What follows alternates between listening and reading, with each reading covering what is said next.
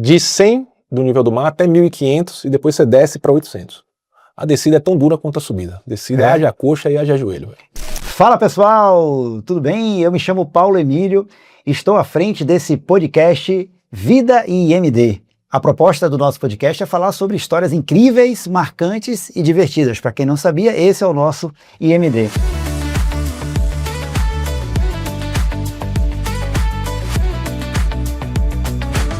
E hoje eu trouxe um convidado, eu posso dizer, até ilustre. Até o final dessa conversa eu digo por que tão ilustre. O Hélio, ele é advogado, atualmente advogado, está fazendo inclusive uma formação lá em Portugal também, vinculado a direito imobiliário.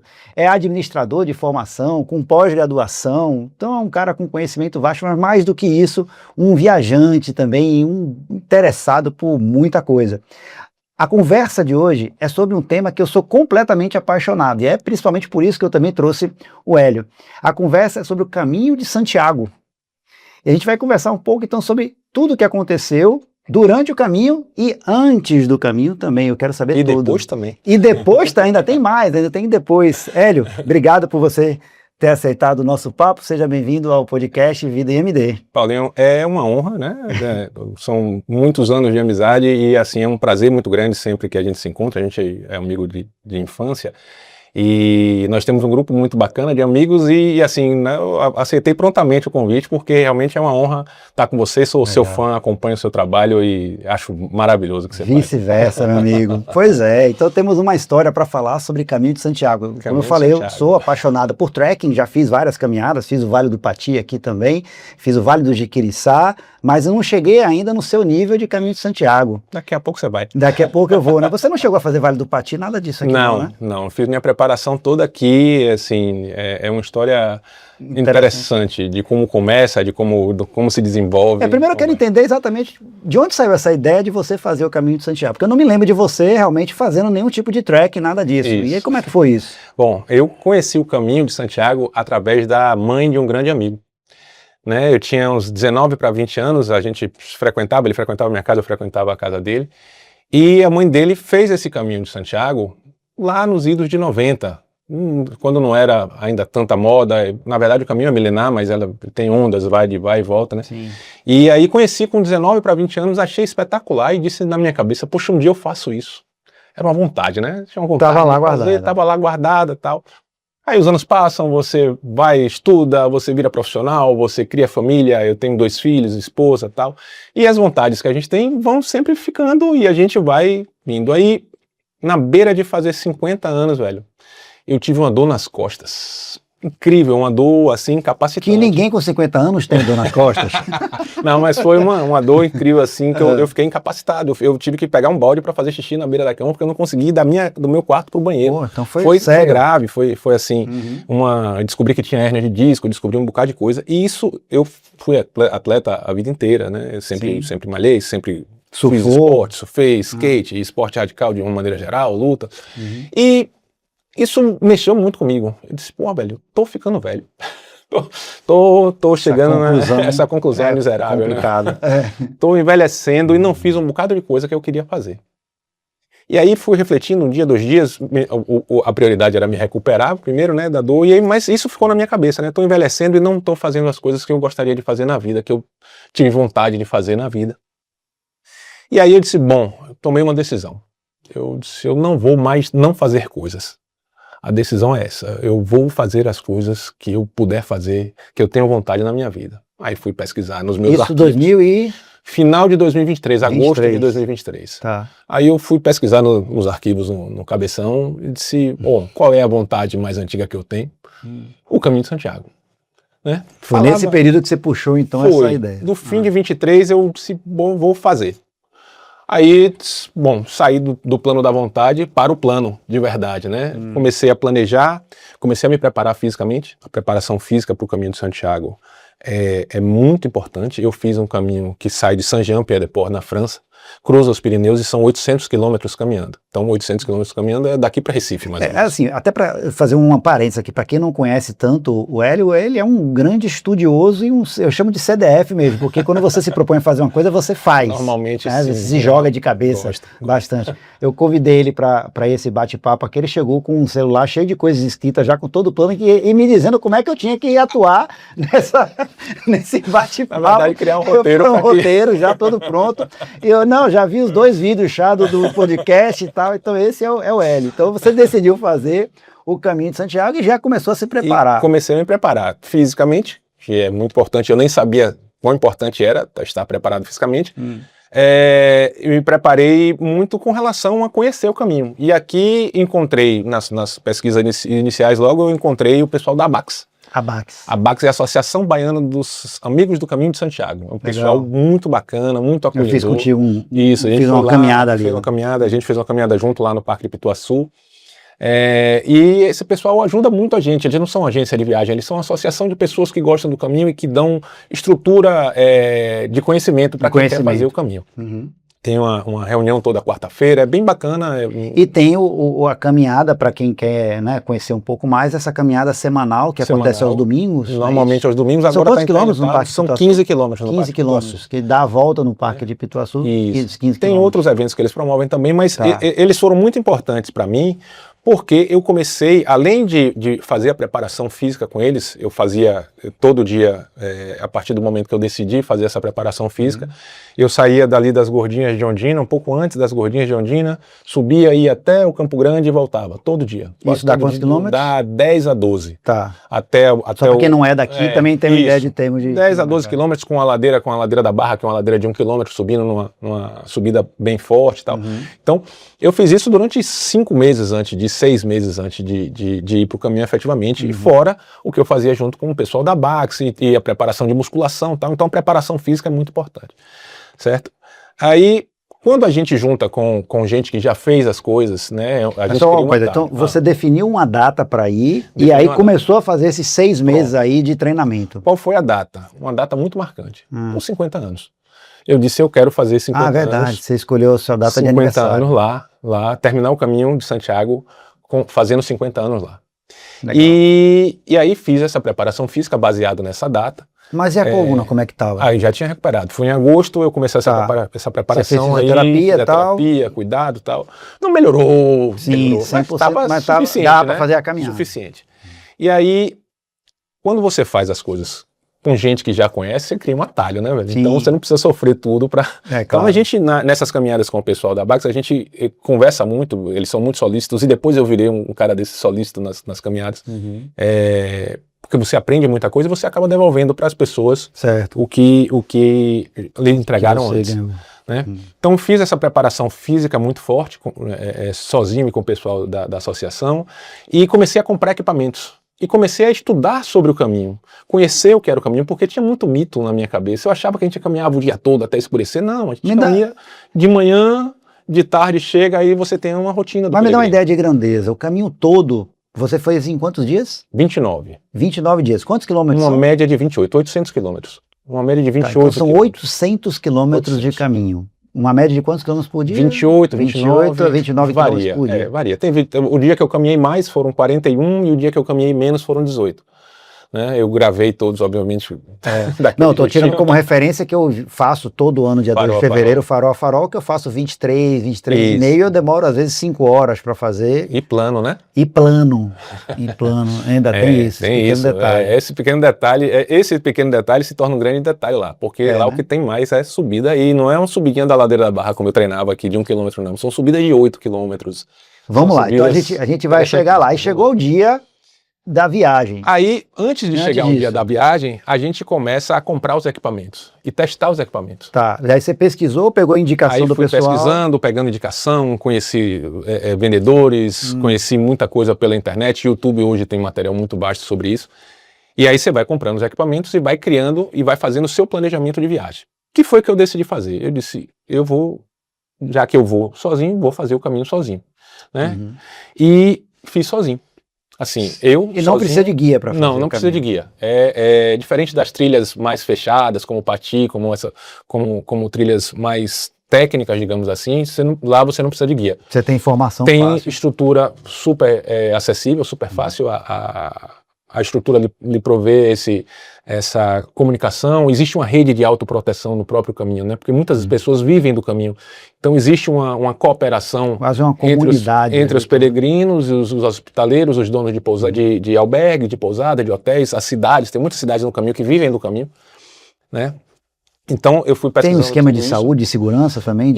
Tem o seu próprio seguro-saúde. Você faz um seguro, toda viagem internacional você tem que fazer um seguro, e tem essa rede de apoio. Não é uma rede de apoio oficial do tipo concessionária de autopista que você vai ligar. Não, ambulância, não sei o quê. Não. Oficialmente não. Oficialmente não. Não é um caminho que seja um caminho que as pessoas acham que é meio do mato o tempo todo. Não, você está o caminho tem fases distintas, mas eu vou contar sobre as fases do caminho daqui a pouco. Tá. Bom, aí tomei essa decisão, peguei meu avião e as pessoas perguntavam para mim, por que você vai? Você vai estar procurando, você está querendo se encontrar? Eu disse, eu já me achei, eu sou um cara legal. Sabe que eu chego lá e encontro um cara chato, retado? Eu quero não. Esse aqui sozinho, tá bom. Você vai para ver a igreja? Não, velho, eu vou porque é legal. Eu vou, porque é um desafio pessoal, é uma vontade pessoal muito antiga, então eu vou lá ver qual é. Vou descobrir. Não fui com nenhum propósito específico de dizer, eu vou ver as igrejas, eu vou ver isso, eu vou ver aquilo. Eu vou lá encontrar as coisas que estão lá, né? Tem até uma história interessante sobre uma senhora que eu encontrei lá durante o caminho. Eu vou pular um pouquinho, daqui a pouco a gente volta. Aí encontro uma senhora num restaurante, eu já lá pro meio do caminho. Já no meio da trilha. Lá já uns 300 quilômetros já de Santiago. Parei num restaurante para almoçar, aí tinham duas senhoras um pouco mais velhas do que eu. Aí na hora que eu fiz o pedido pro garçom, acho que ela reconheceu o sotaque, disse, você é brasileiro? Eu disse, sou, tal. E falando português. Falando em português já comigo. Aí, sou brasileiro, tal, as senhoras, tem umas perguntas padrão que a gente faz quando a gente encontra peregrino. De onde é, por que veio e onde é que começou. Aí elas fizeram essa pergunta, você é de onde? Elas eram peregrinas também? Eram peregrinas, mas estavam no primeiro dia, porque o caminho é livre, né? Tá. A gente perguntava, as pessoas perguntam para mim, você fez o caminho completo? Eu disse, qualquer caminho é completo, são várias rotas. Eu fiz a rota de San Jean, então, mas você pode sair do porto, você pode sair de onde você quiser. Então todos os caminhos são completos. E aí a senhora perguntou para mim, por que você veio? Eu contei a história da dor nas costas e falei que tinha saído de Saint-Jean-Pied-de-Port na França e que pretendia terminar com tantos dias. Eu olhei para a senhora, ela estava aos prantos, chorando, e disse, velho, essa história não é tão emocionante assim, ela tá nesse choro chorando todo, né? Aí eu tinha, ela e uma amiga, né? Eu perguntei para a amiga, a senhora veio por quê? Não, eu vim acompanhar ela, sou amiga dela, eu vim acompanhar ela. Disse, tá. E a senhora veio por quê? Ela já estava mais recomposta. Ela olhou para mim solenemente, encheu o pulmão e disse, eu vim encontrar a felicidade. E disse, não falei nada, não ia fazer assim delicadeza, mas por dentro eu pensei assim, não vai encontrar, né? Não vai, o caminho não lhe dá nada que não já esteja em você. Certo? Ela estava procurando uma coisa que ela não ia encontrar dentro dela. O caminho não lhe dá coisas que você não tem. Lá você descobre que você tem. Lá você descobre as coisas que estão dentro de você. Porque você passa 6 horas por dia caminhando no meio do nada. Então, tempo para pensar, você tem um bocado. Em si próprio, né? Depois eu propus alguns exercícios, foram legais. Tá. Aí voltando para o começo. Sim. Aí fui começar o caminho de Santiago. Escolhi a rota que eu ia fazer, que é a rota mais famosa, que é saindo da França, você cruza os Pirineus, logo o primeiro dia. Por isso que dizem que essa talvez é a rota completa, né? Entre completa, aspas. Mas não é. Uma rota mais famosa, digamos assim. Sim, é mais famosa. Mas qualquer caminho é completo. Porque é a que sobe os Pirineus, né? Isso. Você começa na França, você entra pela França, numa cidadezinha muito bacana, chamada Saint-Jean-Pied-de-Port. Aí você sobe os Pirineus, você sai de 100 metros de altitude, do nível do mar, vai a 1.500 e desce 800 em um dia, no mesmo dia. Mas vamos falar, em que período você foi? Teste, eu fui no fim de abril, fiz de 22 de abril. Era primavera. Primavera, né? Primavera, mas eu peguei vários dias de neve. Você pegou neve? Saí vários dias com 1 grau, com 2 graus, mesmo? Vários dias. E aí você sai, já é o teste logo para ver se você vai aguentar. Tá, mas só uma coisa, quando você foi para lá, você foi direto para a França, para essa cidade, e no dia seguinte você já saiu para andar? Isso, na verdade entrei pela Espanha, fui Madrid, Daí de Madrid eu me transportei até essa cidade, e nessa cidade a gente faz, no outro dia a gente já parte. Já parte. Não tem aclimatação. Saiu o negócio do caderninho que você tem que carimbar, já começa aí? Começa na associação. E aí, o engraçado é isso, o caminho ele não começa na caminhada. Existe essa grande diferença que eu inventei na minha cabeça. Ninguém criou, assim, ninguém me contou isso. Existe o caminho, existe a caminhada. O caminho ele começa quando você tem vontade, começou a planejar, começou a comprar o primeiro equipamento, comprou sua bota, o seu tênis. Já começou ali. O caminho já começou, né? Você não começa o caminho lá no primeiro passo da caminhada. A caminhada é um pedaço do caminho. Então você tem toda uma preparação, compra de coisas, você já está no caminho. Quando você compra a sua passagem, você já confirmou que você já é um peregrino, entendeu? E a caminhada não termina no último dia. A caminhada continua em você, nas coisas que você aprendeu, tal. Tem gente que fica viciada em fazer as caminhadas. Não é o meu caso. Eu fiz uma coisa estanque ali, era uma vontade. É muito bacana, gosto muito de caminhar, talvez faça outras, mas não é um objetivo de vida meu fazer milhões de caminhadas. Sim. Mas o caminho não termina. Quando você volta do caminho, você traz muita coisa. Além das memórias, você traz muitos aprendizados, né? Aí vamos lá. Atravessou Saint-Jean-Pied-de-Port, como é que funciona? Você faz reserva ou não faz reserva nos albergues. Quando você faz reserva, você trava a sua caminhada. Você tem que sair de um lugar e sempre chegar em outro. Ah, tá. E numa data específica. Um dia específico e tal. Então, se você está mais animado ou menos animado, você fica meio travado. O que é que eu decidi fazer? Eu vou reservar só o primeiro dia, porque é um lugar concorrido e é um lugar que eu sei que eu vou chegar muito cansado, que é Roncesvalles, que é a primeira parada quando você cruza os Pirineus. Tá. É um monastério milenar e tal. E não vou mais reservar. Eu vou... No seu tempo. Que o caminho me der, eu vou pegando. E aí, obviamente, tem um planejamento macro, né? Você tem mais ou menos, tenho esses lugares para parar. E eu ia. Saía de manhã todo dia, à noite eu fazia um breve planejamento do dia seguinte para ver altimetria, para ver distância. Quando é plano você consegue caminhar melhor, consegue caminhar mais. Quando tem mais montanha você caminha menos.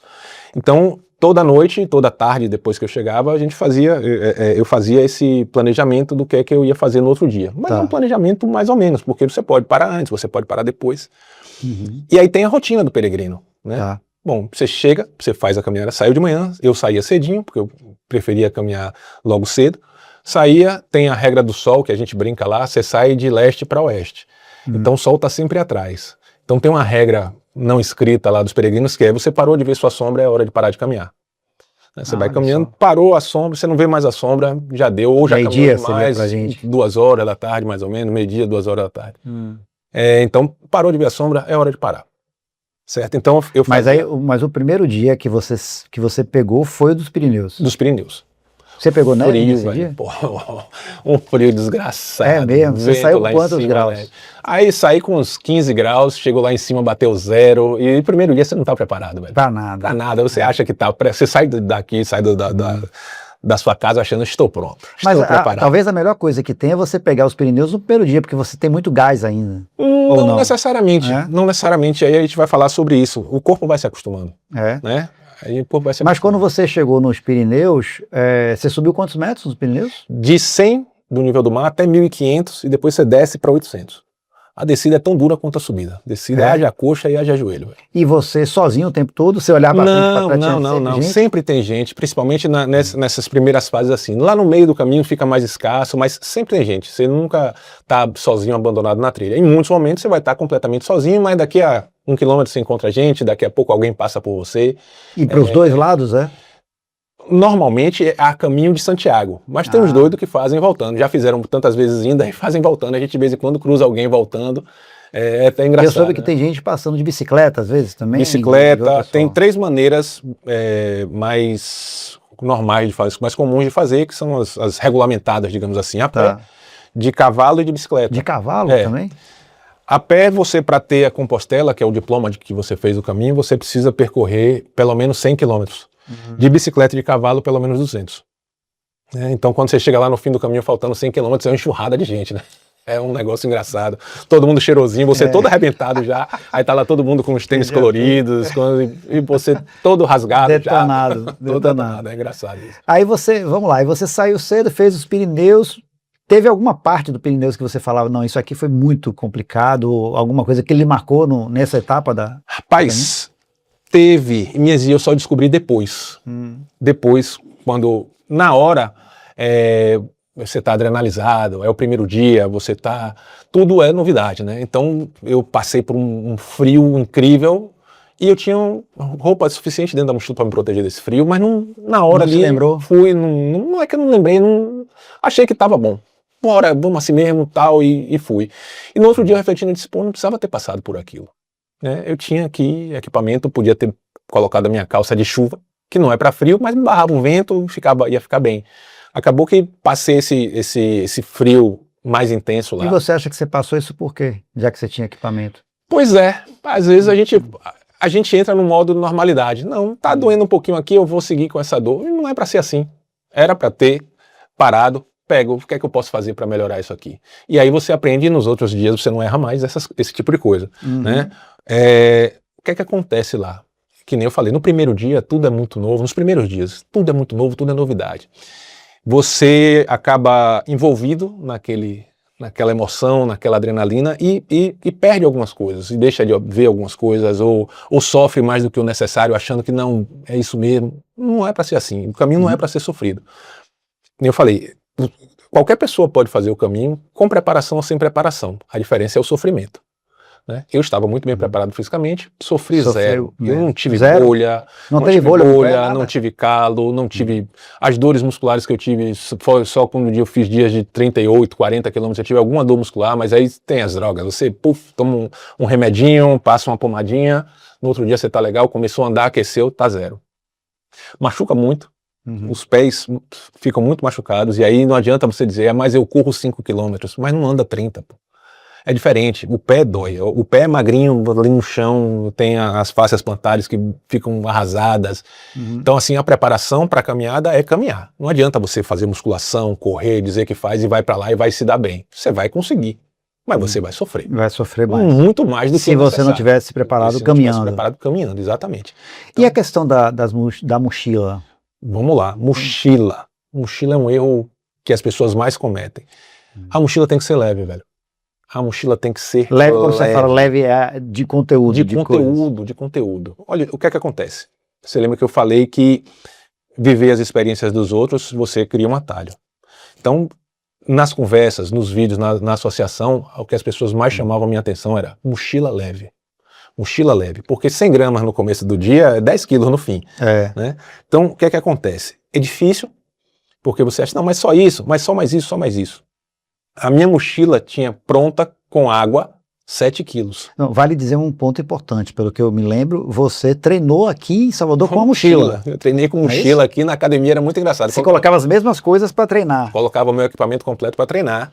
E eu ia para academia quando estava chovendo, ia com a mochila, aí chegavam os instrutores, ei, tem ali, não, pode deixar aqui, tá legal. E eu, que nem um maluco andando na esteira de mochila.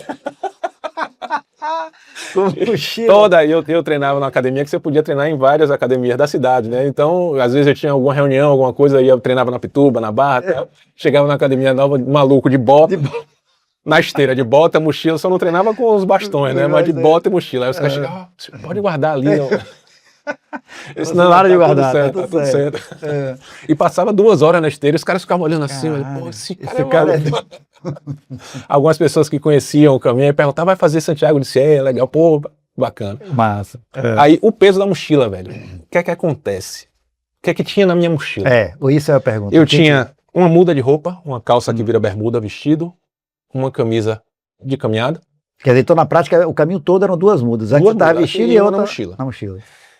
Equipamento para frio, né? Um fleece, uma calça de chuva, uma roupa para cima. A gente faz camada, a gente não leva um casacão, a gente faz camadas. Então, eu tenho uma segunda pele potente que você deixa na mochila. Nos dias comuns você sai de calça, camiseta e bota. Bonezinho e tal, e tem um lenço que é um lenço multiuso que você usa para tudo, né? Fez frio, aí você veste o fleece. O fleece não foi suficiente, você bota o corta-vento por cima do fleece. Aquilo ali cria uma camada que eu saía com 0 grau de boa com aquilo, né? Uma camada de segunda pele, camiseta, fleece e esse corta-vento. Que chama anorak. Um nome bonito para capote. Que você embola ele rapidinho. Embola pequenininho, fica ocupa pouco espaço. Tudo todos os meus equipamentos eram especiais. Então nada de casaco cheio. O único equipamento meu que não era especial eram as cuecas, que eram cuecas super confortáveis aqui, massa, tudo legal. Quando eu fui pra lá, as cuecas não secavam, velho. Só viviam penduradas na mochila. Aí eu fui na Decathlon lá, comprei umas cuecas especiais pra caminhada. Foi o único e um desapego que isso gera. Depois a gente vai falar do desapego. Então, a mochila, você tem que lembrar da água, né? Embora haja muitos pontos de água lá, você tem que lembrar que a água, cada litro de água é 1 quilo na mochila. Você tem alguns equipamentos que você precisa, como toalha, como uma sandália para você andar. Normalmente a gente leva uma papete, né? Porque você tira a bota e você anda pelas cidades, pelos outros lugares de papete. Tá, mas vai pendurada na mochila? Como pendurado ou dentro. No meu caso ia dentro porque a minha mochila tinha pouca coisa. Eu via muita gente com mochila de 15 quilos, 20 quilos. E aí todo albergue... Daquelas que são presas aqui, todas as mochilas, quer dizer, todas não, né? A mochila ideal para você andar é a que tem a barrigueira. Você suporta o peso no quadril, não nas costas. Você não sente ela aqui, é verdade. Aqui é mais para equilibrar, só para equilibrar, tal, você faz os ajustes, mas o peso ele vai no quadril. Aí o que é que acontece? Eu vi a gente... nos primeiros dias do caminho, mochilas assim, enormes, lotadas, coisas penduradas com 10, 15, 20 quilos às vezes. Tinha cara com barraca na mochila. Eu disse, velho, eu tô com uma mochilinha de 7, 8 quilos aqui, chega no fim do dia eu tô arrebentado com ela. E aí, quase todos os albergues lá tem uma caixinha que você pode deixar as coisas e você pode pegar as coisas. Velho, tinha... carregador de notebook, tinha tudo. Uma caixinha comunitária. Você não vai levar, você deixa. Aí eu deixei as cuecas numa caixinha dessa, com a dor no coração, as cuecas que eu gostava, velho, mas elas não se adequavam. E aí a gente entra naquela reflexão, porra, mas se era um negócio tão bom, por que você deixou outros? Porque não era adequado para mim. Era muito bacana, eu gostava muito, mas naquele momento não me servia, não era adequado para mim. E a gente pega isso depois do caminho, que o caminho segue, né, na nossa vida, e a gente traz isso para a vida, a gente, pô, esse negócio aqui é muito bacana, mas isso está sendo bom para mim agora? Não tá, então não tem necessidade disso. E aí, beleza, aí todos os meus equipamentos eram especiais, você põe uma lanterninha de cabeça, porque às vezes você está no albergue e você não incomoda as pessoas, e quando você sai mais cedo, é escuro, você usa essa lanterninha de cabeça. Tem alguns equipamentos bem especiais, e tem um que me chamou muita atenção. Muita atenção. Paz, um tapa-ouvido, velho. Tapa-ouvido? Você dorme no albergue, certo? Os albergues, eles não são quartos confortáveis e tal. É lá um beliche. Você está num beliche com 6, 8, 10, dependendo do tamanho do albergue, homem, mulher, 50 pessoas. Alguns albergues têm alojamento só masculino e só feminino, e outros albergues são para todo mundo. E aí, meu irmão, é ronco de todo jeito. Eu sou da turma dos que ronca, né? Rapaz, descobri um tapa-ouvido lá, maciozinho que eu colocava. Eu podia tocar o trio elétrico do meu lado. Esse tapa-ouvido era um equipamento assim, extremamente simples, barato, mas que lhe dá energia, lhe dá boas noites de sono, lhe garante que você não vai ficar pingando, acordando a noite toda. Um equipamento simples, que as pessoas normalmente... Mas você só descobriu isso lá? Não, eu descobri isso justamente conversando com as pessoas aqui. Deram a dica. Deram a dica, aí eu disse, entendi. Deram a dica até da marca, esse aqui é melhor, esse aqui é pior. É mesmo? E aí esse equipamento era um equipamento massa. Faz a diferença pro seu sono. Muita diferença. E o remédio também você tinha na mochila? Remédio na mochila. Pomada, essas coisas? Remédio para dor muscular, do mais potente que você puder imaginar. É mesmo? Aí você leva os remédios, eu tenho rinite alérgica, então tinha um remedinho da alergia, vaselina, vaselina nos pés, né? Entre as pernas, fita micropore. A gente perde muito peso, então a regulagem da mochila começa a mudar durante o caminho. Eu tive assadura na cintura por causa da barrigueira, o que me salvou foi o micropore. Fiz dois cintos de micropore assim na lateral. O que é o micropore? Micropore é um esparadrapo de papel. Bem fininho, que é leve, ele se molda bem no corpo, não incomoda. Você bota o esparadrapo na barriga? Onde você tiver machucado. Eu fiz uma bolha na mão. Foi a única bolha que eu tive, foi na mão, por causa do equipamento. A gente acha que não tem tecnologia, né? Aí eu disse, estique aquele pauzinho de caminhada de ferro. Eu disse, não, isso aqui eu vou comprar um fuleirinho aqui que é tudo igual. Tudo igual. Quando chegou lá no quarto, quinto, sexto dia, a bolha na mão já, porque você faz muita força para subir, para descer, para se apoiar. Foi outro equipamento que eu troquei. Deixei os meus lá na caixinha do albergue. Você tem equipamento que machuca menos a mão, né? Tem equipamento. Velho, um é 5 euros, o outro é 15. Algum motivo tem, né? Alguma diferença. Então eu tinha um de 5 euros, né? Aqui no Brasil eu comprei ele por uns 60 reais. E tinha o outro que era 150. Eu disse, vai ser a mesma coisa, eu vou comprar o de 60. Comprei o de 60, me dei mal, deixei ele lá. Aí deixei ele lá. Fui numa loja lá numa cidade e comprei um mais bacana, já estava com o prejuízo da bolha na mão, mas foi tranquilo. Então assim, equipamento mais caro normalmente tem um motivo. Né? Sim, sim. E aí pronto. Aí você fez voltando para o caminho, desceu, pegou Pirineus, primeira cidade. Primeira cidade chama Roncesvalles, Roncesvalles. É um monastério, só tem um monastério lá, não tem supermercado. Que é o que você falou que é um monastério incrível. É milenar e tal, e aí você janta lá, no primeiro dia você está acabado. E aí o que é que acontece com a viagem? Aí você segue viagem. Aí depois dessa cidade tinha Ziralki, Pamplona, aí você tem uma série de cidades.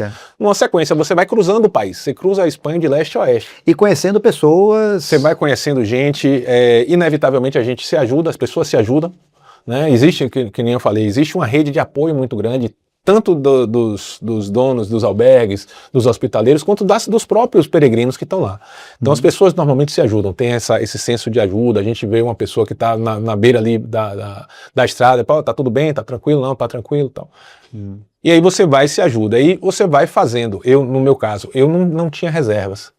Então eu fazia aquele planejamento à noite e dizia assim, ó, amanhã eu posso chegar aqui, eu posso ir para essa cidade, para essa ou para essa. Eu tenho 3 opções, depende da caminhada, como é que vai ser o caminho. Então tinha dias que eu estava mais disposto, tinha dias que eu estava menos disposto, então onde eu chegava, estava tudo ótimo. Aí teve um que foi engraçado, que eu cheguei num lugar no meio do nada. Isso já pelo meio da viagem? Já lá pelo meio da viagem. Peguei um dia assim de muito vento. Muito vento de frente, pô, uma caminhada horrível. Eu digo, pô, rapaz, que negócio chato. E aí você fica pensando, pô, eu tenho que procurar alguma coisa boa para pensar, porque senão eu vou começar a me auto-sabotar aqui. Eu vou começar a achar tudo chato. Que é a cabeça, né, que é o problema. Aí, velho, que você tá 6 horas caminhando. Nesse dia eu peguei 6 horas praticamente com o vento batendo de frente. Eu disse, tenho que pensar em alguma coisa legal. Vamos procurar coisas legais aqui para olhar. Aí daqui a pouco eu olhei a montanha e disse, pô, a montanha, que montanha bonita. Aí fiquei olhando para a montanha, achando a montanha bonita. Tal. Daqui a pouco apareceu um bichinho lá, eu olhei, pô, que bichinho bacana. Daqui a pouco eu me peguei tirando foto de uma flor, velho. Não é possível. Não é possível. Eu cheguei nesse ponto de administração. E aí eu descobri porque que as pessoas gostam de tirar foto de flor, porque você não tem mais nada para fazer se você tirar foto de uma flor. Mas fora a brincadeira, é isso. A sua mente ele sabota muito. Então você tem que ter um pensamento muito positivo o tempo inteiro. Você tem que se recuperar do pensamento negativo. Ah, meu dedo tá doendo. Ah, meu pé tá doendo. Pô, se você for reclamar, véio, fica em casa, pô. Vai reclamar, fica em casa. Aí eu falava assim pra mim, disse, pô, quem escolheu estar aqui fui eu. Eu vou ficar reclamando das coisas? Eu não vou ficar reclamando das coisas. Então, parou de reclamar? Parei de reclamar e chego nesse lugar no meio do nada. Depois de quantas horas? Já quase 6 horas. 6 horas de caminho. Vento, seco, poeira, chato. Péssimo. Chato, um dia péssimo. Tem dias ótimos, maravilhosos, e tem dias péssimos, né? Dizer que é tudo lindo, maravilhoso, o caminho é lindo. Não, o caminho é duro, velho. E aí cheguei nesse lugar. Aí cheguei no albergue, tem vaga? Tem. Primeira vitória, tem vaga no albergue, né? Se não tiver, você tem que ir para outra cidade. Mas acontece de não ter vaga em todos, por exemplo? É raro. Mas acontece. Tá. É raro. Às vezes você quer ficar num específico, você chega lá não tem mais vaga nesse específico que você queria. Tá. Aí cheguei, disse, moça, tem vaga? Tem. Ótimo. É padronizado, o preço é padronizado, varia ali de 8 a 15 euros mais ou menos. Você ia perguntar, de 8 a 15 euros. De 8 a 15 euros é a média. Né? Se você quiser ficar no hotel, você pode pagar 50. Isso inclui café da manhã ou nada disso? Inclui zero, inclui uma cama. Zero? Inclui uma cama, é só para dormir mesmo. Aí, cheguei pra moça, tem um mercadinho aqui? Disse, não.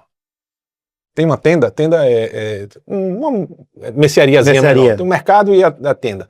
Tem a tenda? Disse, não. E disse, onde é que eu compro qualquer coisa aqui? Disse, ali fora tem uma maquininha, mas só vende medicamento. Aí disse, pô, moça, não tem nada aqui. Ela disse, tem cama para peregrino cansado. Disse, obrigado, tá ótimo. Uma cama para peregrino cansado é tudo que eu preciso. E aí você tinha jantar, tem as ceias, né? Eu fiz uma preferência por ficar em albergues das igrejas, porque eles criam uma interação interessante entre os peregrinos, né? Tem os albergues municipais, tem os particulares e tem os da igreja. Então você fica normalmente nas igrejas. que são também assim, galpões, beliches, e você fica lá com todo mundo, e tem a ceia comunitária.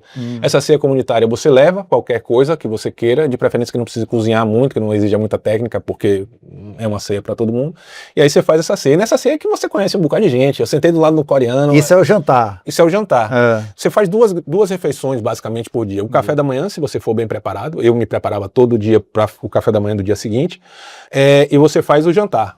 Por isso que perde muito peso também, porque você não consegue recuperar tanto de caloria que você perde. Eu perdi 11 quilos na caminhada. Caramba. E aí, mas a noite é a ceia que é o momento de confraternizar. Quando você fica nesses albergues. Ou alguns albergues particulares também promovem isso. Mas você pode também sair pela cidade e comer qualquer coisa. É livre.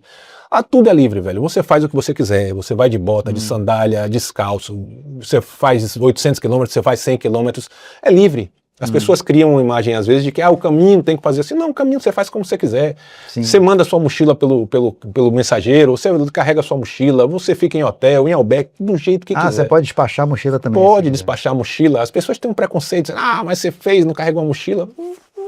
Eu queria assim, fiz assim. Eu carreguei minha mochila. Você carregou sua mochila. Mas as pessoas têm esse leve preconceito. Assim. Tá. E nesses eventos comunitários, nesses jantares, assim, você estava falando que você conheceu uma pessoa... Aí... Coreano. Um coreano, velho. Tentando falar inglês, o coreano um inglês com um sotaque de coreano que eu não entendia nada. Eu disse, rapaz, aí vem a história da tecnologia, né? Ele aqui puxou o telefone, Google Tradutor. Mostrava pra mim, eu disse, aí eu falava, aí aparecia aqueles tracinhos pra ele, aí a gente bateu um papo massa, velho. Só no Google daqui pra lá, daqui pra cá. Massa, aí você descobre que você fala outras línguas que você nem sabe, porque você consegue se comunicar. Sim. Mesmo que você não fale fluentemente, as pessoas todas ali estão naquela vibe. Se elas quiserem, elas se comunicam. Se quiserem, né? Os mais difíceis são normalmente os franceses, que tem. Mas os americanos, o inglês, a turma toda lá, os latinos são mais, tirando os franceses, são mais receptivos, né? Eu andei andei um trecho do caminho com 3 mexicanos, um de 70, um de 60 e pouquinho e um de 50 e pouquinho. Pareciam 3 meninos, velho. Os 3 moleques assim juntos. E aí eu fui conversando em espanhol com os caras e eu... Durante o caminho? Durante o caminho. Assim, vocês fizeram uma parte um trecho, de uma cidade até outra, assim, né? A gente já tinha se encontrado, já tinha se visto, e fomos num trecho do caminho, eles pararam uma cidade antes de mim, mas a gente foi conversando, e eu disse, pô, velho, eu falo espanhol fluente, não falo nada. Mas me comuniquei muito bem com os caras. Criou vínculos depois, Júnior? Não, acabou. Não, assim, eu tenho hoje alguns grupos de WhatsApp que lá no caminho, bora aqui para saber que cidade você vai e tal, mas eu não trouxe o vínculo para frente, né? Lá você faz, você cria, conheci uma dupla de argentinos engraçadíssimo, o cara era ultramaratonista, então a gente saía tipo 5 horas da manhã, para chegar meio-dia, 11 horas da manhã. O cara saía 8 e chegava junto com a gente. Então tinha assim... Ele ia correndo? Não, ele ia andando num ritmo muito mais forte que a gente, né? Dependendo do que for, a gente faz 5 km por hora, mais ou menos. É uma média. Tá. Né? O cara fazia 7, 6,5, 7, 8 por hora, caminhando. Mas não é o padrão. O padrão é você fazer 4,5, 5. De boa. De boa. Aí o que eu tava falando é que a gente vai... Eu não tinha reservas, ia de cidade em cidade e ficava. Mas eu queria falar um negócio sobre as etapas do caminho, que eu achei muito interessante. Nas minhas pesquisas prévias... Só para ter ideia, não sei se vocês sabem de cabeça, quantas cidades ou quantas etapas são o caminho todo? Quantas você quiser. Você pode andar de 10 em 10 quilômetros. E tem uma cidadezinha? E vai ter uma cidadezinha. Quando eu explicar isso, você vai entender bem agora. Durante a pesquisa, eu vi muita gente falando, vi muita gente conceituando muita coisa que eu dei valor e outras não. Então, mas teve um cara que falou uma coisa que me marcou, que era o seguinte, ele dividiu o caminho em 3 etapas. A primeira etapa é a etapa do corpo, que é onde você mais sofre. Você perguntou para mim no começo se nos Pirineus você já foi bom ser logo no primeiro dia, talvez não. Talvez mais para frente do caminho fosse melhor, porque seu corpo está mais preparado. Por mais bem preparado que eu estivesse aqui, é diferente. Lá tem muita subida, muita descida, o clima muda, chove, é todo o perrengue do mundo que você imaginar, você vai passar lá com relação principalmente ao clima. E aí você tem a primeira fase do caminho, que é o corpo, que são mais ou menos 6 dias, 7 dias, 8 dias que você está ali. O corpo vai se acostumando e você vai sofrendo, o corpo sofre. Só que quando você está nessa fase que o corpo sofre, você tem muita coisa para ver. Você vê muita igreja, você vê muita obra de arte, tem a novidade de você estar no caminho, então sua cabeça está muito distraída com isso para acompanhar o sofrimento do corpo. Sim. Mas enquanto o seu corpo está sofrendo, ele está melhorando também. Ao mesmo tempo que ele sofre, ele vai melhorando, se acostumando. Aí chega um determinado ponto do caminho que você entra num deserto chamado Meseta, que é um lugar que é muito mais plano, não tem mais tanta ladeira. Né? Nessa primeira fase do caminho aqui, a cada 5 quilômetros você tem um pueblo, você tem uma cidade, você tem alguma coisa, então você está sempre distraído com isso. Quando você chega nessa segunda etapa do caminho, que você entra no deserto, aí você vem para a fase da mente. O que é a fase da mente, velho? As cidades começam a ficar mais esparsas, você já não vê tanta gente, e você já não vê tanta coisa. Então você vai para dentro. E essa é a fase onde muita gente, por incrível que pareça, muita gente desiste. Porque é a fase mais mental do caminho. É a fase que você realmente passa 5, 6 horas sozinho com você. Sozinho. E se você for uma pessoa ruim, você tá errado, porque você só tem você de companhia. Entendeu? Você fica muito sozinho, caminhando naquela vastidão toda igual. Eu fui numa época que era tudo verde. Quando você vai no outono, é tudo deserto. Mas eu fui, era tudo verde. Pra onde você olhava era verde. Aquele campo assim, lá na frente tinha uma montanha, uma cidade. Mas era na trilha, você seguia uma Sempre trilha. você segue uma trilha, uma pista, uma estradinha. Por onde passa veículo, não, nada? Em alguns pontos você vai até na beira da estrada às vezes, mas a maior parte do caminho é nas sendas, que são trilhas fechadinhas assim, ou em trilhas abertas. Nessa fase do meio do caminho, que o pessoal diz que é a fase da mente, é justamente isso. Você vai pra dentro. Então é a parte mais reflexiva, onde você começa a pensar nas coisas que aconteceram, e aí eu resolvi fazer exercícios mentais. Eu disse, bom, hoje eu vou fazer o seguinte exercício, eu vou pensar em coisas boas e coisas ruins que me aconteceram, mas eu não posso criar nada sobre esses fatos, eu tenho que analisar só os fatos, eu não posso dizer assim, eu falei isso por causa disso, ou a pessoa me falou isso porque ela estava pensando naquela... Não, eu tenho que pegar só o que aconteceu, e analisar só aquilo. Rapaz, é difícil, velho. Você fica o tempo todo criando, ela falou isso, ele falou aquilo, porque estava pensando em tal coisa. Você não consegue se concentrar no fato. Se concentrar só no fato. É engraçado isso. No outro dia eu disse, não, eu vou pensar em nada. Se vier um pensamento na minha cabeça, eu vou expulsar, vou cantar uma música. Você não consegue. A cabeça está o tempo inteiro assim. Trabalhando. Mas você consegue diminuir isso. E aí eu bato palma ao pessoal que consegue fazer yoga, que consegue fazer aquelas concentrações. Mas você parava de vez em quando para fazer essa questão de meditação e tal? Ou era o tempo todo andando? É assim, é muito livre, velho. Às vezes eu parava num pueblo desse para tomar um refrigerante, um suco, beber uma água, tomar um café, pegar um carimbo. Tem esse detalhe, você vai pegando carimbo no passaporte. Sim, durante todo tem o lugares caminho. certos para isso. Normalmente igreja, bar, eles sempre têm um carimbo. No bar os caras que gostam que você consuma alguma coisa, eles dão carimbo, né? Mas você vai nas igrejas, lugares... Mas são marcados os lugares que você pode botar o carimbo? Normalmente eles anunciam, aqui tem carimbo, até bar, aqui tem carimbo, porque aí você consome alguma coisa e ganha um carimbo. O caminho todo, quando você faz, você tem setas, marcações para onde você tem que virar, para onde você tem que seguir, né? É a setinha amarela. Se você se distrair, você perde. Mas aí tem os aplicativos, né? Só para você, um comentário, né? Em Madrid, por exemplo, eu já vi seta no chão. Pois é, caminho. Porque tem caminho saindo de Madrid, tem caminho saindo de Lisboa, do Porto, tem caminho saindo de todo lugar. Por isso que eu disse, os caminhos são vários, né? Rotas são algumas. Sim. O que acontece? Aí me perdi, onde é que eu estava? Você estava nesse espaço onde era mente, sim, que eram 5 dias. São 7 dias. 7 dias. Bicho, é um negócio incrível, porque você tem tempo de fazer o que você não tem tempo de fazer normalmente na sua vida cotidiana. Você não consegue parar 5 ou 6 horas para pensar em coisas. E aí você começa a perceber, e aí eu vou falar só por mim, não posso falar por todo mundo, que muito mais pesado que a mochila são as coisas que você leva na sua cabeça. Na cabeça. Velho, eu resolvi tantas situações na minha cabeça, tantas situações pessoais, tantas coisas que eu achava gravíssimo no meu dia a dia corrido, que eu não parava para refletir nas coisas. Eu deixei tanta coisa para trás. Tipo assim, por que eu carrego essa mágoa, que é normalmente o que pesa mais é a mágoa? Por que eu carrego essa mágoa desse acontecimento? Mas aí é um ponto importante. Será que o que você está falando agora de coisas que você conseguiu se liberar, não era o que aquela mulher estava procurando? Quando ela procurava felicidade, ela estava querendo dizer de uma outra forma exatamente isso que você vivenciou. Talvez. É uma boa reflexão, nunca tinha pensado nisso, mas no estado que ela estava, ela não ia conseguir fazer isso.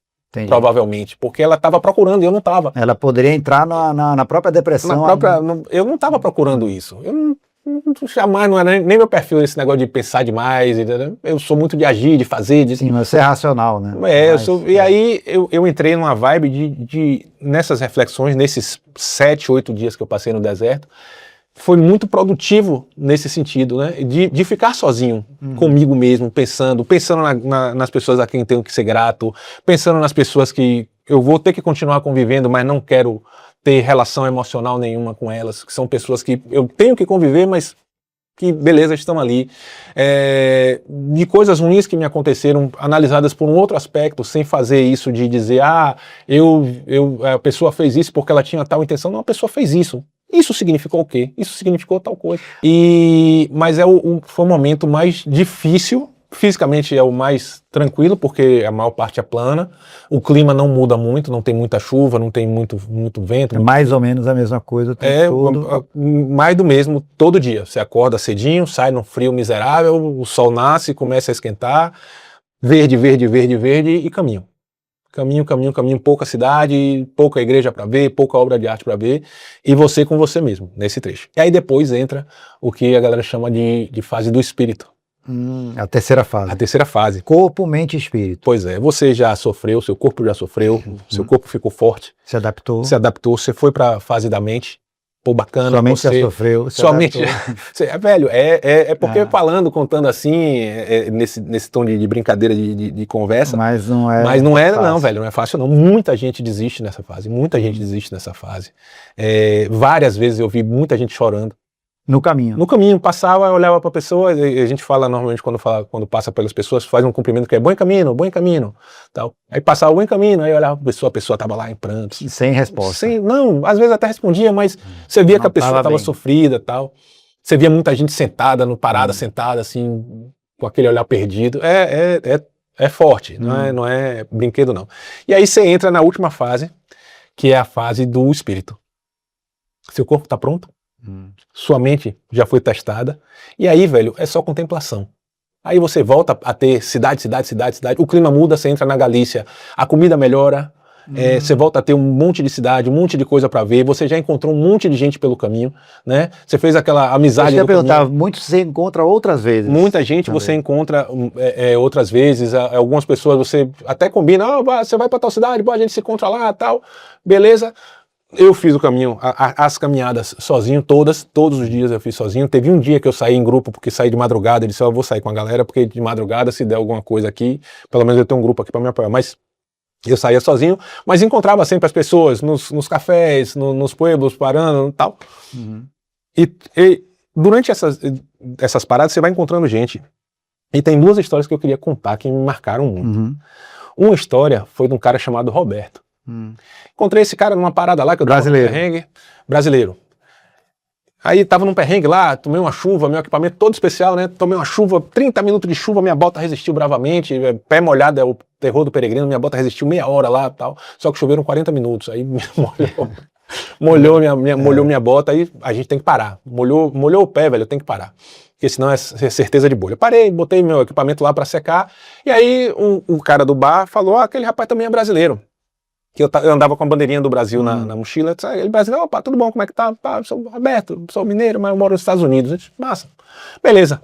Tomei uma canha, que é como eles chamam, um copo de cerveja, tomei uma canha, né? Disse, como é que eu vou resolver isso aqui? Não tinha tomado café, não vinha uma ideia, tomei uma cerveja, porra, resolveu, apareceu a solução na cabeça, né? Aí resolvi meu equipamento lá e parti. Uns 2 ou 3 dias depois eu encontro esse Roberto já na trilha, eu já andando. E aí encontrei com ele, opa, tudo bom, a gente se encontrou e tal. Começamos a conversar, aí conversa vai, conversa vem, o cara começou a me contar a história da vida dele. Ele tem a minha idade e ele perdeu um filho, velho, com 26 anos, o filho. Ele disse, porra, eu já fiquei assim. O filho dele tinha 26. O filho dele tinha uma doença, se influenciou por alguém lá, parou de tomar os remédios, teve um ataque e morreu, com 26 anos. Era o único filho. Você já pensa em casa, né, velho? Pô, ainda mais se você tiver muito no mais do que no meio do caminho, aí você eu fica disse, com saudade. pô, rapaz, que negócio triste, né? Aí ele disse, pois é. Aí minha mulher ficou deprimida, adoeceu e morreu também. Eu disse, pô, maluco, na moral. Aí ele disse, pô, que história, né? Ele disse, tal. Aí ele falando, pô, velho, eu saí do Brasil, fui para os Estados Unidos, prosperei financeiramente, vendi minha empresa agora por milhões de dólares, eu tenho dinheiro, eu tenho tudo, eu dava tudo para ter eles dois de volta. Ele disse, rapaz, que negócio, né, velho? Ele disse, é o valor. E aí, você no dia a dia, o que é que acontece? No nosso dia a dia, alguém conta uma história dessa pra gente, ou é uma história triste, tocante. Mas lá no caminho, tudo toma uma proporção muito maior, grande, muito grande. Você tá você tá com saudade da família, você tá com tudo ganha um peso muito grande. E, pô, isso mexeu comigo lá, velho. Eu disse, rapaz, que negócio, ainda bem que eu tenho minha família. Aí você fica pensando no valor que você tem que dar à sua família, a seus pais, esposa, começa a bater até vontade de voltar. Logo. Porra, velho, foi um dia assim. Só que aí ele me falou uma outra coisa depois que eu achei muito interessante, que foi o seguinte, ele disse, isso tudo aconteceu comigo, mas eu não vou ancorar minha vida nisso. Isso não vai ser uma âncora na minha vida. Isso tinha acabado de acontecer, a mulher dele tinha morrido há 6 meses. Eu não vou criar uma âncora na minha vida, eu vou seguir em frente. Eu tenho essas memórias, queria que essas pessoas estivessem aqui, elas não estão. Eu vou seguir em frente. Eu vou vir pra cá, vou fazer mais umas viagens, eu tenho dinheiro para viver 3 vidas. Eu vou tocar minha vida em frente. Eu disse, rapaz, que lição, né? Que lição, né? Primeiro o cara ter força para suportar, viver esse luto, suportar, e segundo, ter esse pensamento logo em seguida. Eu acho que é uma força grande e é uma coisa que, assim, tomara que eu não precise, né? Deus abençoe que eu não precise. Mas é uma boa lição. Mas é uma lição massa. E a outra, velho, foi uma mocinha que caminhava com a mãe, as duas brasileiras, moravam em Curitiba, né? E aí, junto com esses argentinos, aí paramos 2 dias no mesmo lugar. Nos encontramos no albergue municipal, vai de noite, sai, janta ali e tal, conversa uma besteira e tal, segue. Aí, outro dia de novo, no 3º dia, eu dei uma esticada. Ele disse, pô, vocês vão ficar aí, eu vou dar uma esticada. Aí estiquei. Então, no dia seguinte, outro lugar. Aí, quando eu tava nesse 3º lugar, eles tinham ficado para trás. Essas pessoas, pô, legal, passaram. Tá. Quando eu tô em Melide, o nome da cidade, comendo um polvo, chega outra maratonista. O cara é engraçadíssimo, um argentino, né? Era ele e o outro. Aí, pô, vamos comer o polvo, tal, vamos comer o polvo. Aí a gente sentou num restaurante, que lá é tradicional o negócio do polvo, sentamos no restaurante. Estamos lá comendo o polvo, vem essa menina que era mais gordinha e a mãe. Eu disse, vocês vieram de onde? A gente veio de Ponferrada, de não sei aonde, andamos 40 quilômetros. Eu olhei pra menina, ela fortinha assim, né? Ela caminhava mais lento e tal. Daqui a pouco ela sentou, baixou a mochila, sentou. Aí a gente estava assim na beira da rua, ela sentou na mureta assim. Aí falou, nunca mais ninguém vai dizer pra mim que eu não consigo fazer as coisas. Aí é uma superação, rapaz, eu fiquei assim, foram 2 histórias que me marcaram muito. Essa menina foi assim, pô, velho, imagine o que é que ela trazia dentro dela. Pra ela falar aquilo. Né? Pra ela falar aquilo e a força de vontade que ela teve pra fazer, porque foi um dia chuvoso, tinha subida, tinha lama, eram 40 quilômetros, eu acho que dos mais duros que tinha no caminho.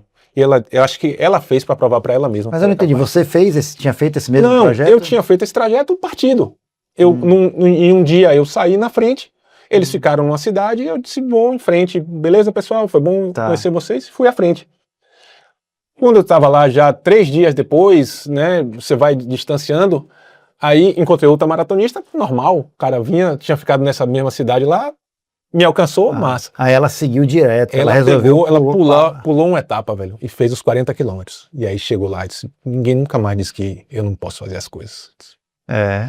Que negócio. Brasileiro? Brasileira.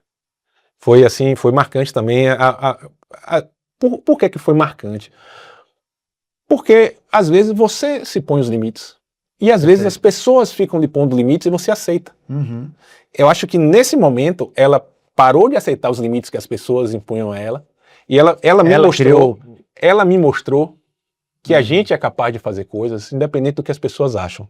Perfeito. Óbvio que no dia a dia, de novo, a gente não fica pensando nessas coisas.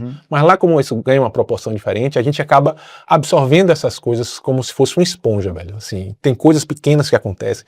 Esse negócio de pensar positivo o tempo todo mesmo, é difícil, velho. É difícil você no dia a dia que você reclama. Pô, não fechei um contrato, poxa, não fiz isso, poxa, você tem a tendência de reclamar. Mas, velho, reclamar vai ajudar em quê? Normalmente não ajuda em nada. Em nada. Em nada, normalmente não ajuda em nada. E me diga uma coisa, Júnior. Para você, no caminho inteiro, qual foi o momento mais assim que você nunca mais vai esquecer na sua vida? Além desses dois que você contou, assim, tem algum outro momento que você fala, não, esse foi surreal na minha vida? Vamos lá. Normalmente as pessoas costumam achar que é a chegada, né? Eu tava com essa expectativa. Você acabou com a minha expectativa? Eu tenho até uma foto bonita da chegada. É muito emocionante chegar. Na igreja, na tua igreja? Tem a Catedral de Santiago. A chegada é muito emocionante. É porque você está completando a missão que você se propôs. Perfeito. Mas do que valeria a chegada se você não tivesse passado por todo o caminho? Tudo aquilo. Né? Do que é que vale a vida se a gente for direto para a morte? Né? A gente tem que viver as etapas. Então, assim, eu tenho muitos caminhos, muitas coisas marcantes que aconteceram comigo, principalmente nesses 7 dias aqui. Eu vi muita coisa bonita, comi muita comida diferente, bebi vinhos diferentes, fiz muita coisa muito bacana. Então você soma isso tudo é incrível. Mas as coisas mais incríveis que aconteceram comigo aconteceram para dentro. Paulinho, viver um mês com uma mochila que tem uma muda de roupa, uma meia dúzia de equipamento, muda a sua maneira de enxergar a sua vida. Sim. É massa, eu adoro conforto, velho. Adoro. Trabalho para ter conforto. Minha mulher brinca que ela trabalha para ter água quente, empregada e carro legal. Eu trabalho para ter conforto, para dar conforto à minha família. É ótimo ter conforto, é ótimo fazer isso. Mas qual é o preço que você está disposto a pagar por isso? Se você pode viver com uma mochila, velho. Eu levei um mês vivendo com uma mochila, levaria 2, 3, se fosse o caso. Você não precisa de muita coisa. Sim, e viveu bem, no sentido de ter experiências boas. Tive experiências sensacionais com quase nada. Um sapato que ficou velho no caminho, eu troco o sapato. Então, essas coisas são normalmente mais importantes do que pontos que você vê, coisas que você experimenta. Óbvio, tivemos pontos muito marcantes da viagem, mas o principal disso tudo não é uma mágica, tá? As pessoas acham, o caminho é místico, o caminho é isso. O caminho não vai lhe dar nada que você já não tenha. Ele só vai lhe mostrar. Né? Por isso que eu acho que a tal da felicidade... Ou vai te ajudar a enxergar. Por isso que eu acho que a tal da felicidade da moça está meio distante dela, porque o caminho, ele me fez refletir muito sobre a minha vida, sobre as coisas que eu gosto, sobre as coisas que eu faço, como é que eu ajo com as pessoas. Né? Eu fiz uma reflexão, teve um dia que foi engraçado. Comecei a viajar no que é que as pessoas tinham feito comigo. Tal pessoa fez tal coisa comigo. Foi bom, foi ruim, tal. E aí, acabei o ciclo desse pensamento. 2 minutos depois eu pensei, mas e o que é que eu fiz com as pessoas? Né? Como é que eu fui com as pessoas? Como é que eu me entreguei para as pessoas? Porque eu brinco sempre, eu detesto quando as pessoas fazem assim, eu sou uma pessoa tal. Velho, quem lhe define não é você. Quem lhe define é quem recebe o que você entrega. Então, para você eu sou um amigo, para meu filho eu sou um pai, para meu pai eu sou um filho, para meus colegas de trabalho eu sou outro colega de trabalho. Então, a gente é uma pessoa para cada pessoa. E durante o caminho eu pensei muito nisso. Como é que eu ajo com as pessoas? O que é que eu entrego para as pessoas? E aí isso segue depois do caminho. Isso muda você depois do caminho. E de novo, não é uma mágica, não é um misticismo. Você tem que estar disposto a pensar nessas coisas, a falar com você mesmo sobre essas coisas. Mas de fato hoje você se sente diferente do que era antes do caminho. Muito. Assim, e tem quanto tempo que você já fez o caminho? 2 anos. 2 anos. 2 anos, assim. Alguns comportamentos meus mudaram. Muitas coisas dessa diferença são internas, não vão pro comportamento, efetivamente, mas, assim, é uma transformação, se você quiser. Se você não quiser, você só vai caminhar, ver coisas e pronto. E voltar. Eu tive esse propósito lá, porque eu não tinha pensado nisso antes, eu ia, que nem eu falei no começo, eu fui porque era legal, fui. Mas, justamente por ter ido porque era legal, ido sem compromisso, sem procuras, eu encontrei muita coisa. Eu estava aberto a encontrar qualquer coisa que aparecesse na minha frente. Foi sensacional, aprendi sobre cultura, igreja, neoclássica, os períodos da história da arte, aprendi um bocado de coisa cultural, mas aprendi muito mais sobre mim do que sobre qualquer coisa que eu vi fora de mim. entendeu? Isso foi, assim, sensacional. É uma transformação. Eu indico às pessoas, a todo mundo que indica fazer, faça. Se puder fazer, velho, se for uma vontade, se não for... Mas se prepare. Se prepare fisicamente, principalmente fisicamente. Psicologicamente não tem como se preparar. Não tem. Não vai dizer que, eu faço terapia, eu faço isso. Você não está preparado para aquilo, velho. Você não consegue passar um dia pensando sozinho você 6 horas, a não ser no fim de semana que você vai ficar no celular, você vai ver uma série, você vai... É difícil. Então, psicologicamente, é muito mais pesado. O peso que você leva na cabeça, dentro da cabeça, é o meu maior do que o da mochila. E o meu é o cabeção. É muito maior que a mochila. Então, o oco do pensamento, meu irmão, você tá assim, o pensamento fica na sua cabeça o tempo todo. Mas é maravilhoso, é maravilhoso. Se você souber aproveitar, eu acho que eu aproveitei muito bem. Eu acredito que eu tenha tirado um proveito muito grande do caminho por esses aspectos, pela transformação interna em mim. A sensação que você tem é que você foi esperando por pouco e voltou ganhando muito. Isso.